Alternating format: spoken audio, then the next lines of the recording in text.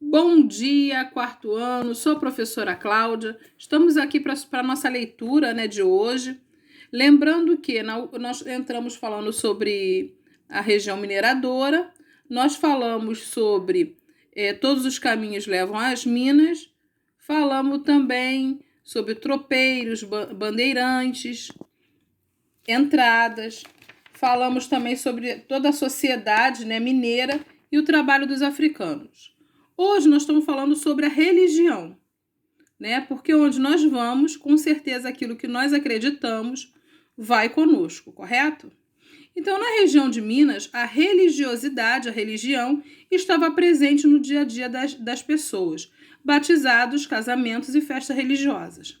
Né? Abrindo um parêntese para falar que naquela época, né, eu falei quando nós falamos de todos os caminhos levam às Minas, nós falamos que foi formado desse povoado uma vila, e dentro dessa vila se formou para que houvesse um controle, né, dessa mineração, e a Igreja Católica com certeza estava junto, né, porque a Igreja Católica só vai separar do Estado, né, na República. Isso vocês só vão ver ano que vem. Então, e aquilo que a gente acredita vai dentro da gente. Enfim, no dia a dia dessas pessoas, eles continuavam se batizando, fazendo casamentos e festa religiosa, porque ali em si tinha uma vila, né? Tinha um povoado que virou vila. Então, brancos, negros e mulatos se reuniam cada qual em seu grupo para formar o quê? Uma associação leiga. O que é uma associação leiga? É uma organização religiosa de pessoas que não estão diretamente vinculadas ao nome da igreja, ou seja, não eram padres, não eram nada ligado a isso, não eram freiras, não eram nada, eram pessoas comuns que se reuniam com um objetivo comum, né? E ali eles faziam associações. Só que essas associações, naquela época, era assim, tinha a igreja do branco, a igreja do negro, né? Um não entrava na igreja do outro, tinha a igreja do rico, do mais rico. Quanto melhor fosse a associação, por exemplo, a associação dos ricos, né? Era melhor, eles colocavam muitas coisas nas igrejas. Enfim, que quanto mais a igreja fosse mais ornamentada, mais mostrava a situação daquelas pessoas que cultuavam um determinado santo da Igreja Católica.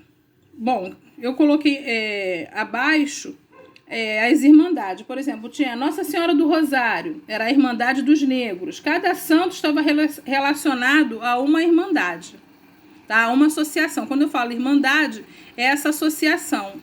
Eu acho que eu já cheguei até a falar com vocês sobre Chica da Silva, que Chica da Silva, né, ela era uma negra que se casou com um homem rico, que era um contratador de diamantes, e ela financiava, ela dava dinheiro, né, para uma associação que era dos negros.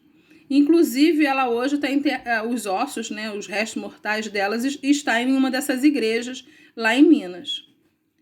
Bom, então vamos continuar aqui. Essas associações ficaram conhecidas como irmandade. Então, o que são irmandades? São associações, né, que eram de pessoas leigas, que cultuavam um determinado santo, e ali eles tinham suas reuniões, tinham seus encontros, né, de acordo com sua posição social. Né? O escravo ia na igreja do escravo, o branco ia na igreja do branco. Os grupos das irmandades se organizavam para construir igreja e contratavam artistas para decorar seu interior. Bom, os grupos das irmandades, quando eu falei da Chica da Silva, a Chica da Silva financiou inclusive essa igreja que hoje encontra-se os restos mortais dela. E contratavam artistas para decorar seu interior. Um deles é o Aleijadinho, né? Que eu acho que eu dei para o 5º ano já sobre ele. E ele fez a arte barroca, né? Em Minas. E ali a gente vê, quando você vai a Minas, visitar Minas, você encontra muitas esculturas feitas por esse artista. Vamos mais rápido por causa do tempo. As irmandades foram únicas instituições religiosas que puderam funcionar na região mineradora durante o século XVIII. Ou seja, na região mineradora só podia o quê? Essas instituições. Nada mais do que isso, tá bom? Então, tem as irmandades mineiras, eu coloquei aquilo que eu falei, os santos, de acordo com a irmandade que estavam. Eles eram responsáveis pelos eventos e cerimônias católicas, como a procissão, e também ajudavam seus membros. Eu coloquei aqui uma procissão, para quem não sabe o que é uma procissão, ó, da Igreja Católica, né? Todo mundo ali acompanhando. Lembrando, aqui, ó, as Irmandades Negras, por exemplo, tiveram a permissão de comprar escravo, eles compravam e davam alforria para se tornar os outros cativos livres. Ou seja, por exemplo, ali a Chica da Silva pode ter investido muito dinheiro ali, libertando os escravos. Como? Ela comprava os escravos, né, através da Irmandade, e depois davam carta de alforria para esses escravos. Então, essas irmandades funcionavam assim: eles se reuniam, compravam um escravo e davam a carta de alforria para ele, e assim ia libertando os outros. Durante os primeiros contatos com a tradição religiosa portuguesa, os africanos buscaram associá-lo às suas tradições. A cultura religiosa europeia não destruiu as tradições trazidas pelos africanos. Quando os escravos chegaram aqui, eles não deixaram, tá? Eles fizeram o quê? Eu vou falar uma palavra que talvez para vocês seja difícil, mas vocês vão acabar entendendo, que se chama sincretismo religioso, ou seja, eles acabavam cultuando seus deuses da forma dos católicos. Por isso que hoje em dia, quando, por exemplo, tem festa de São Jorge, eu vou falar São Jorge, mas eu não sei se o santo dos espíritas é esse, né? Ogum. Aí você vê a Igreja Católica lá festejando o dia de São Jorge, né? E os terreiros, né, africanos, né, que hoje nós ligamos isso aos umbandistas, né, conforme se fala, eles cultuam ali no mesmo dia Ogum. Por quê? Porque houve esse sincretismo religioso que a gente vai estudar talvez ano que vem. Vamos se aprofundar. Mas esse ano já dá para vocês entenderem que houve essa mistura aí, tá? Para que eles pudessem, né, cultuar os seus deuses. Aqui tem uma rugenda de 1835 e ele pintou, né, aqui uma procissão. E aqui, essa procissão dos escravos, eles representavam o rei lá da África, né?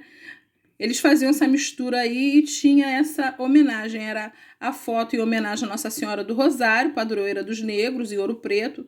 Também simbolizava a coroação de um rei africano, né? Isso aí foi uma forma deles manterem aquilo que eles acreditavam, né? Conforme eu falei para vocês, sincretismo religioso, né? Essa mistura aí. Aqui eu já coloquei uma foto de 2013, tá? Porque ainda continua eles lá fazendo isso, fazendo as mesmas coisas que os negros faziam, mesmo cultuando da mesma forma, né? Hoje é uma festa, né? E eles representam daquela forma, até hoje virou um patrimônio imaterial lá de Minas. Aqui está o representando, não é mais negro, né? Agora aqui é um branco, porque nós, graças a Deus, acabou tudo isso.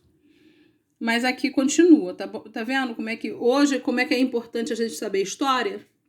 Porque você sabendo história, você entende o mundo que você vive. E se você for em Minas, vê uma procissão dessa aí passando, você sabe que essa procissão, né, ela se formou lá na mineração, quando os negros não podiam, enfim, expor, né, aquilo que eles acreditavam. E existem outras, eu coloquei hoje, nos dias de hoje, eu coloquei aqui a lavagem da escada do Bonfim, que é a mistura aí do catolicismo com os africanos, e continua até hoje também. Coloquei o carnaval, que começou, nós estudamos no início do ano como entrudo, né? Começou como entrudo, que foi uma mistura de... Botei aqui, ó. Escrevi tudo de novo para você relembrar, só você fazer a sua leitura silenciosa com calma, que você vai entender, tá? Com experiência aos bonecos do Carnaval de Portugal e, enfim, e a mistura aí da África. Então, hoje nós estamos estudando essa religião mineira e vocês façam esse questionamento aqui. Eu fiz poucas perguntas, você vai responder. E qualquer coisa, eu estou aqui na plataforma de ensino.